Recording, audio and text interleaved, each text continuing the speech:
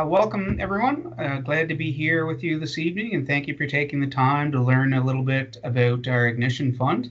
My name is David Gamble, and I'm a Business Development Officer here at Innovation PEI. And yeah, I'm working with this round of Ignition.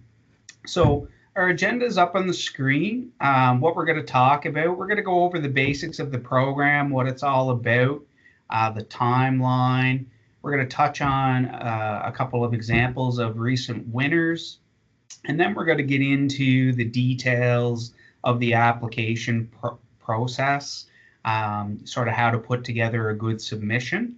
And yeah, we'll certainly take any questions that you have at the end. Feel free to submit them as you think them, and Madeline will share them with us when we're at the end of the presentation. So we'll get right at it.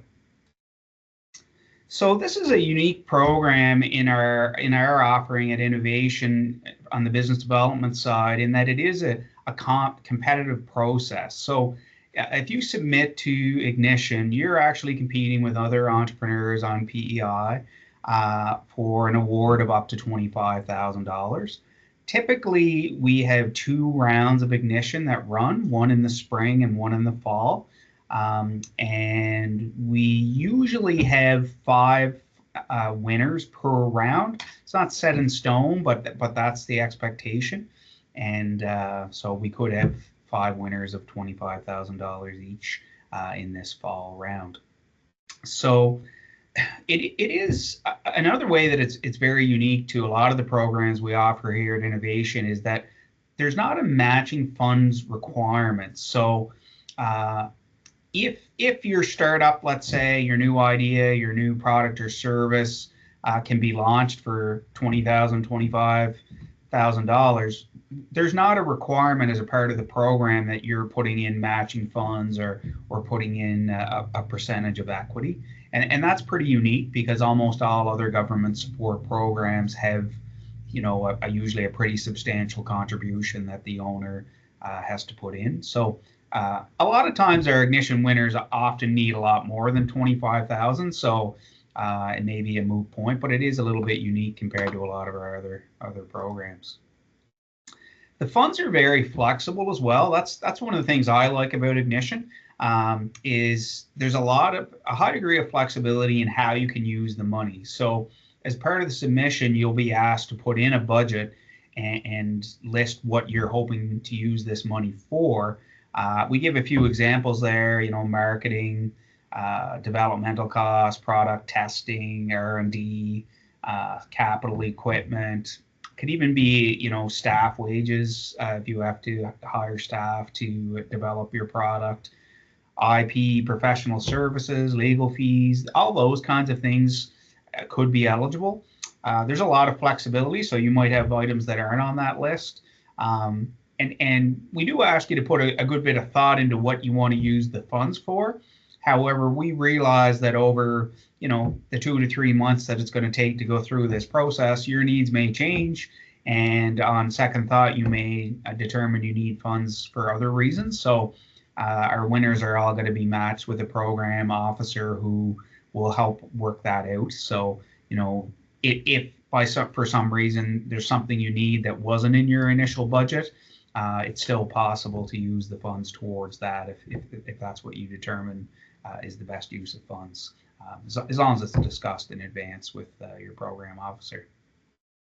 One thing that's important to note here at the bottom, only those expenses that are incurred after our application deadline are considered eligible. So for example, our deadline is October 21st at 1 p.m. Atlantic time. So, but let's say you purchase something in June for this particular business or product launch. That would not be considered an eligible cost. So, but if you bought something, say November 1st or October 28th, those would be 2 examples that those items could be considered eligible, even though you're not going to know at that point that you won or not. So, but yeah, that's just something to keep in mind. So eligibility criteria, this is pretty important, and sometimes in our list of submissions that we evaluate, sometimes, very quickly we see submissions that don't meet the criteria. And so this is essentially what we're looking for this particular program. And innovation has a number of programs that may be able to support you in getting your business off the ground or launching a new product or service. But for this particular program, this is specifically what we're looking for. So it has to have a head office or a presence on PEI. So that sort of has to be your core sort of where you're operating from. There has to be a degree of innovation or uniqueness to it, and that's a bit open to interpretation. But we're looking for new things. We're looking for things that are sort of on the edge and pushing the boundaries. If you developed a product that's exactly the same as 100 other products that are on the market, you're not going to have a high probability of being successful in the Ignition program, because we are looking to sort of lead the way here. So we're looking for entrepreneurs that sort of have that vision for the next big thing, not something that's been around for a long time. Product or service must have export potential. So you're not required to immediately be targeting an export market, but you do have to demonstrate in your submission that there's potential for export and that you eventually plan to tap that market. And a lot of times when someone's launching a new product, they want to try it close to home, so it makes sense to target PEI initially. But we do want to see that that's part of your overall plan, because that's one of the core criteria. It's important to note that export, as defined by Innovation PEI for this program, is outside of PEI. So, export, if you have a market that's in Halifax, we consider that export. So that would work. It could be international as well, but it doesn't have to be international export. It could be somewhere else in the country, off island. And then the final criteria that we look at is, this product or service must be scalable. So, is it something that can sort of reach a critical mass, or is that even possible? And there's a couple of reasons for that. One, it's this isn't a program for someone that's looking to start a hobby type of business. We want someone that's looking to develop a long-term business that can have a pretty substantial economic impact. So it has to be scalable. You have to show that it's reasonable, that it can be scaled up at some point and grow. And we'll get into those a little bit later, a little more at length. So just to sort of understand the process, there's two separate phases. So phase one is where we're at right now, is we're open right now to receive written submissions from entrepreneurs like yourselves. And those submissions are a maximum of 13 pages. And each submission that comes in is going to be screened for those program, criteria that I just went over. And then they're going to be scored and evaluated by a panel. So we put together a large team internally here at Innovation, and each submission is essentially scored and based on all the categories that are identified in the application guide that I will go over. So that's essentially how they're evaluated in this first phase. If you become finalist, then the finalists are then moving on to our pitch round, and typically that usually is 8 to 10 finalists that we take in, and they do an in-person pitch for 15 minutes. They have 15 minutes to do that, and then they also have about a 10-minute Q&A with our pitch panel. And the pitch panel is always pretty diverse, coming from different backgrounds, often, bioscience, IT, and usually a mix of service providers, private sector, different lenders, investors. Those are the types of people in the past that have made up our pitch panel. So it is unique in that the pitch panel that is going to see your in-person pitch actually has not read your 13-page submission. So they don't actually ever get that. So, you sort of shift gears when you get to that phase two, in that now you basically need to bring this into a really concise presentation and engage with those pitch judges to present yourself. So it's a great opportunity to do that. Yeah, we also, as a part of that phase two, our finalists are all invited to a pitch workshop, and we bring in a pitch coach who helps prepare you to do a pitch, because that can be pretty intimidating, and most new entrepreneurs have never been through that process. So it's a really neat learning opportunity to go through that, to get coached. We do a group coaching session, which is about 60-70% of a day, and then there's also a one-on-one meeting scheduled with each finalist and our pitch coach. So you get some really focused time on your business and how you can refine your pitch so that you're well prepared when it comes to pitch day, which is pretty interesting. So basically, we're in the middle of this timeline right now that we have here. We launched the competition on the 20th of September. Our deadline is a hard deadline of October 21st at 1 p.m. Atlantic. And I say hard deadline. It's not unusual for us to get requests to receive submissions after that deadline, and we're pretty firm on that to make it fair to everyone. We have that 1 p.m. cutoff, and if you don't make the cutoff, then we're probably going to suggest, stick around till the spring round. If you want to submit again, you'll be able to do that. But we do give a fair bit of time, a fair bit of notice on this timeline, and we want to be fair to everyone. We've already received some submissions already. So to be fair to those people, we're going to stick to that deadline. And we encourage you to probably, set an internal deadline maybe for a couple of days before that. That's a Monday, October 21st. So you might want to set an internal deadline for yourself of Saturday at noon or something like that. And you're able to, that gives you a little wiggle room if you have an internet issue, or if there's an unplanned power outage or something or your computer decides to crash on that day. Gives you a little room to breathe there and troubleshoot that before the actual deadline. You'll get an auto response when you submit to our Ignition email, and it will that'll serve as your confirmation that we have received your submission. We plan to notify our finalists on November 8th, and I'll say I have a little asterisk there. I'll say on or around November 8th. It'll come down to the number of submissions we get. I believe November 8th is a Friday, and we'll do our best to reach out to you on that day. But it could be potentially even Monday after that weekend as well, just depending on how many we get in. Our pitch workshop has already been confirmed for November 18th, and we have a pitch coach lined up to do that. And it's going to take place at the Atlantic Technology Center, and that is also where our pitches will take place. And those dates are the 28th and 29th of November.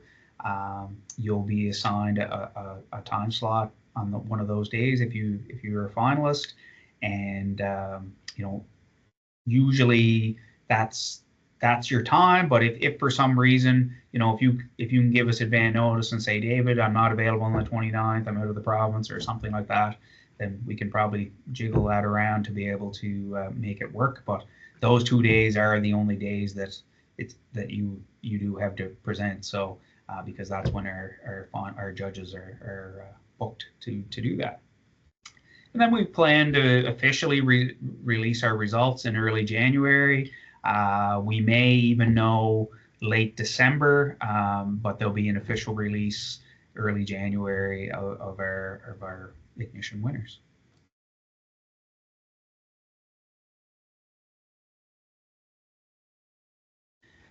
Just to give you a bit of a context for how many applications we typically receive, because this is a competitive-based fund. So our most recent round last spring, we had 45 submissions that were received prior to the deadline, and we ended up funding 5 projects. That number varies a bit. Last fall, it was a little lower, and it's really hard to tell because we often, we have had a few submissions already, but we often don't get 50-60% of those submissions come in on that last 24 hours or so. and sometimes even later than that in that last morning. So it's really hard to know ahead of time, how many competitors are in each round. So basically, what you can control is, the quality of your submission and that you include everything that we ask for. So yeah, and that's what we'll get to here very shortly. Just going to point out a couple of examples of recent ignition winners. I'm not going to go through them all in detail, but just to show you a bit of the diversity in some of the winners we've had over the years. There's been over 100 success ignition winners that have won an award through this program. So we do have quite a portfolio of companies and diverse offerings that they have. So the first one that we have here is Sophistifish is a company that's developed a catch management system that's called Fish Track, and that company is based in Western PEI. Their head office is in Summerside, and they originally designed this product for fishers to do e-logs, which was all done manually.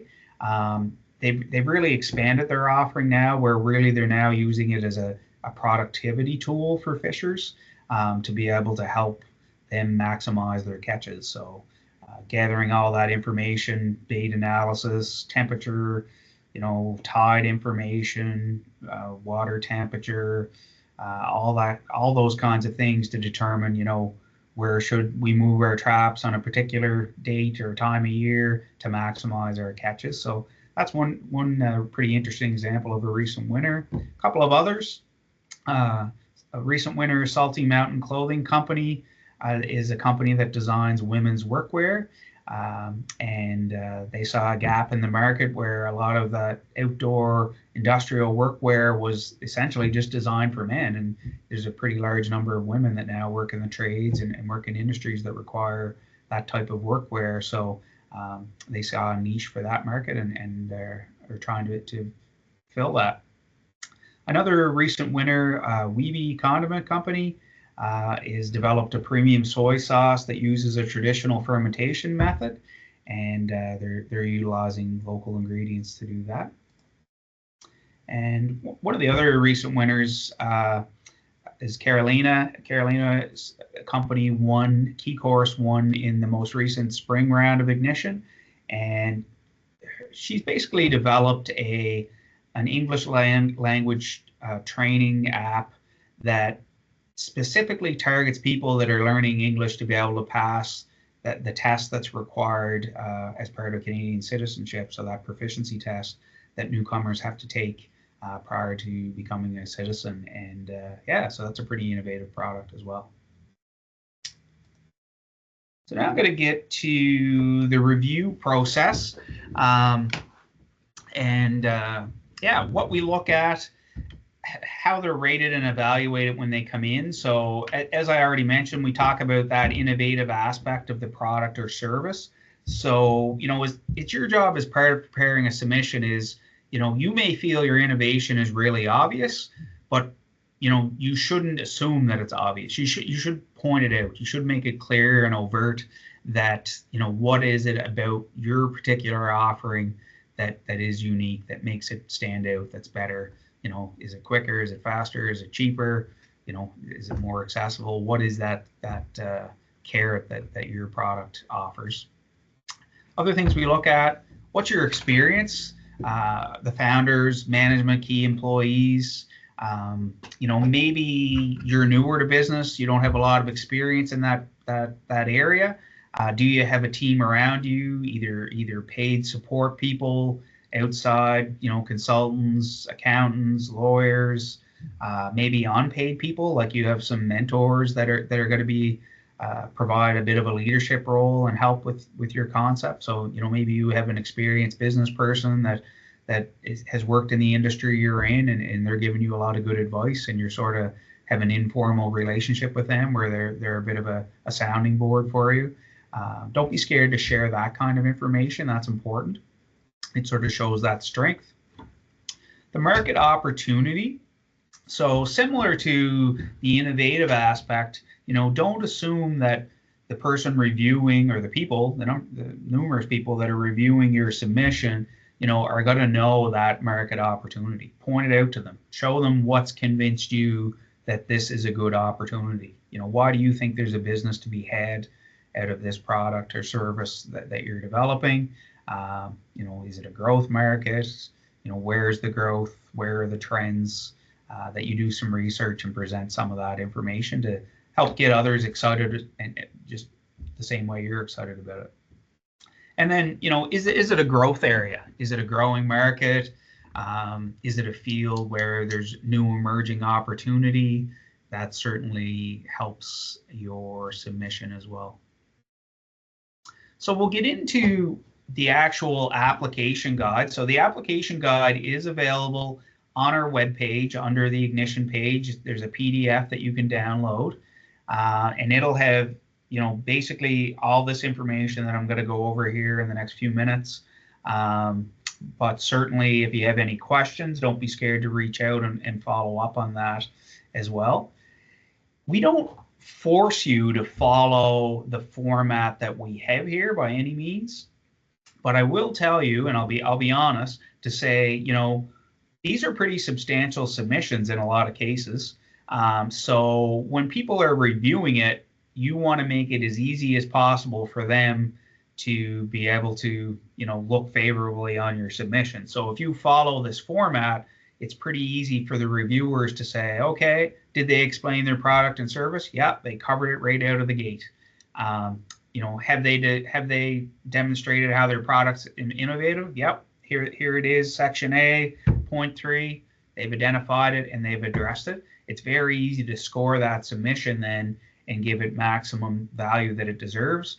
If a reviewer has to flip back and forth and jump around throughout your submission to try to determine, did they cover market, did they cover budget, if they have trouble finding those, then sometimes it's harder to maximize the scoring on that because maybe something gets overlooked. So if you do stick to this format, it probably gives you a little edge and allows you to have the best chance of getting the maximum points that you deserve in that scenario. So yeah, we also look at, is it sustainable? Is there intellectual property? This is a great one to point out under section 4. So your particular idea may not have, intellectual property application to it. So you might say, well, you know what, I don't plan to copyright or patent this particular innovation and maybe you have some good reasons for that. That's fine, but it's good to point that out to us. Don't just leave that section blank. So, if you want to get points for that section on intellectual property, for example, you would explain either why or why not intellectual property is relevant in this case. Maybe you've done some research and you're like, I don't need any patents, but I may look at trademarking the brand name or the logo. Tell us that. That shows you've given it some thought, you've done a little research on that aspect of it, and then you're able to be scored for that, as opposed to if you leave it blank. If you leave something blank, you're probably going to get a low or zero score on that particular item. So that's troublesome when you're competing with others. Section B, this is where you include information about you, founders, and team. This is a great spot to share all the highlights of your experience. Some people are not great at that. That might not be your strength, talking about yourself and why you're well positioned to lead this new company or this new product into the market. But this is the time you really do need to trumpet your own skills and abilities. Also, I would point out, I think there's a good value there in section 2, what skill sets are outsourced. No one's good at everything. You're going to have areas that maybe you don't have as much experience in. Maybe the marketing side isn't your strength, or the accounting, financial side. Maybe you're a developer, a software developer, or an engineer, so you're really good on the technical aspects of your business. But maybe finance is an area, let's say, that you're weaker on. It's okay. It's probably looked at, favorably to identify there are certain areas that I'm going to look to other experts to get help in. I'm going to bring in an accountant, or I've got a key, person identified that's got to come work for me in marketing, or I'm going to partner with an outside firm to do that for me. This is where you tell us all about that. So this is limited to 2 pages, but you might want to also include a resume or a CV, especially if that's something in your industry where that's the norm. You can attach that as an appendix. It won't be scored per se as part of your submission if it's in an appendix, but it will be reviewed, and the reviewer will take that into consideration. But they're not gonna score that any supplemental information. Just so you're aware of that. So the next section we get to is the market. So as you can see, there is a limit on each section to the number of pages. So the market is 4 pages. So that probably tells you, that this section carries, a good bit of weight. So, this isn't the time where you want to go real lean in your information here. And it's not that we're looking for big volume of information. Doesn't mean that 4 pages is going to get a better score than 1, but have you identified everything that's listed here? Have you talked about what segment of the market you're targeting, how big it is, a customer profile a bit, somewhat, some information around that. Your competition. A lot of new businesses tend to glaze over that piece of it because they feel that makes them look weak if they have competitors. But almost every business has got to have some type of competition. It's almost never that you don't have any competition. So be realistic in that. Do some research on that. I can tell you that people that reviewing these submissions, they'll research, right? If you say I have no competition, the first thing that the scorer is going to do is they're going to whip out their phone or go on Google and do some research and quickly see, yeah, there is competition. Of course there is in this field. So don't not address something and think that's going to strengthen your application, because it's probably not if they can see that that's not the case. Describe your sales and marketing strategy. And I mean, you don't have to go into like finite details here, but you should do a bit of detail to say how do you plan on reaching that market, because some markets are very hard to break into, and it would show your knowledge of the industry to be able to hash that out. And if you don't have that particular aspect of it hashed out, maybe now is the time to have some discussions around how are you going to penetrate this particular market, if you haven't got that far yet. What's the revenue model? So, how's the money going to come in from this particular business? Is it a SaaS business model, subscription as a service? Is it wholesale? Is it retail? Is it an e-commerce? What's the revenue model? Is it by the hour? How is it that you're setting up your pricing? And more importantly, why have you chosen that particular way? Why does it make sense? Then we move on in section D to statement of work, and this is another pretty substantial section where we're saying maximum 4 pages.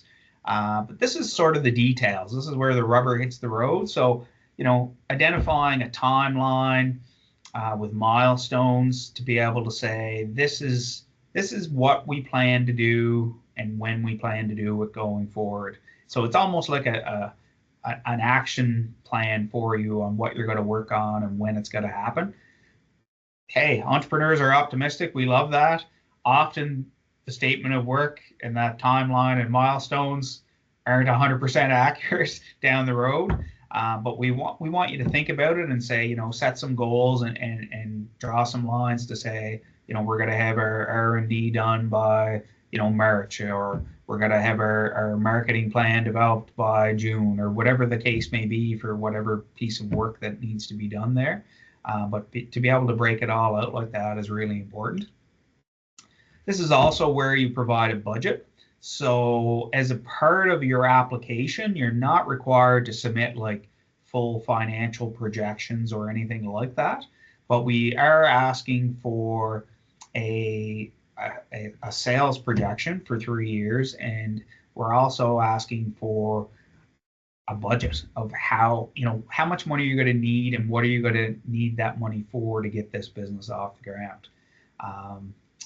What role will Ignition play in that? What are you going to use Ignition funds for, and are there other funds required? And if so, is it lending? Is it venture capital, private investment, angel investment, or maybe you're self-funding that yourself?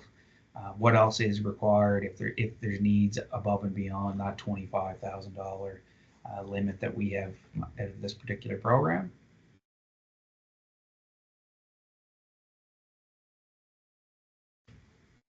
And I mentioned your sales forecast for up to 3 years. So sometimes in a really new idea, there may not be any sales happening in year one. That's fine. If that's reasonable based on the timeline that you have, that's totally okay. But it's good to address that. But then what's year two going to look like? What's year three going to look like? What are the expectations there on the sales side? I'd like to point out number 6. This is one that sometimes is overlooked when people are preparing their submissions. When we ask for an explanation of economic benefit to PEI, so, what is the benefit to the province? When this particular program is put in place, of course, this is done with public dollars, so, there has to be a justification for why you would put public dollars into this particular business. So what benefits are there that are going to, the province can reap from this business? Is it job creation? Maybe it is, but maybe there isn't a lot of jobs created because maybe it's particularly innovative and nice and lean and doesn't require a lot of people. That's okay, but what other benefits are there? Maybe you're buying a raw product or sourcing other services for your business from the province. Maybe you're a food product and you're sourcing, PEI produce to make that food product. Great. But point out to us what are some of those economic benefits that are going to take place. Maybe there's a lot of capital costs. Maybe you need to build, buildings and that kind of thing. So there's going to be a large capital outlay, construction work, that kind of stuff. You might say it's obvious, but we want you to point that out to us. What are some of the economic benefits of your business moving forward on PEI? So what we're looking for is a Word doc or a PDF doc, and those are our 2 acceptable formats. I mentioned the deadline already. It is really important. We have it in big bold print there, October 21st at 1 p.m. Atlantic time, and we almost always get calls of people panicking at the last minute, but I guess consider if you're joining us on this call, that's great. That is the deadline. So now you're aware. You email it to ignitionfund@gov.pe.ca, and that email is all over our website and it is in the application guide. If for some reason you can't find it on our website and you forget it from today, give us a call. But that's the address that you send your submissions to. And just a couple other things that I wanted to point out. So we have a couple other competitive-based funds on PEI that are similar to Ignition, that have similar components. And if you fall into one of these 2 categories, it may be something you consider. Food Excel through the Food Island Partnership has an Ignition program as well. It's probably a little more elaborate in that there's a cash side to it, but there's also a fair bit of one-on-one support as well that's specific to the food industry. So if you're developing some sort of value-added food product, that could be a fund that you could also look at. You're only eligible to win one program out of this suite of sort of Ignition type funding. So if you have applied and won Food Excel, then you're not eligible for the Ignition program. That goes as well for the Francophone Ignition program. So once a year, the French Economic Development Association of PEI REDE offers an Ignition fund. I believe I believe, I'm not positive, but I believe their call is opening very soon. If it hasn't opened already, it'll be opening soon. Theirs is a little different, so it is similar in that it is a $25,000 award. One difference there is, of course, at least one of the founders has to be bilingual. You have to do your pitch in that case in French. So, but here's the twist. So it's one thing to do it in French, but it's also done in a live audience environment. So in our version of Ignition, it's a closed off space. You're there with the pitch judges and one or two staff member from Innovation PEI. In the Francophone Ignition Fund, it's actually a public event where they invite the business community and the community at large to come out and hear the pitches of entrepreneurs. So there's a bit of an added degree of attention probably in that, but it's pretty interesting as well. So yeah, and if anyone's interested in either of those two programs as well, you can reach out and we can connect you with the people you need to talk to about submitting to those as well. So I think this takes me to the end of our presentation. We do have time for questions, and I will also point out, I'll put up my contact information. Feel free to reach out as well. If you think of questions, down the road that can't get addressed tonight, we'd be happy to talk to you about questions that you might have regarding your submission to Ignition. And keep in mind too that this is planned to run again in the spring. I mean, there's never a guarantee until it's actually announced, but if for some reason you don't feel you can be ready in time for that deadline, doesn't mean you can't pursue future rounds of Ignition down the road.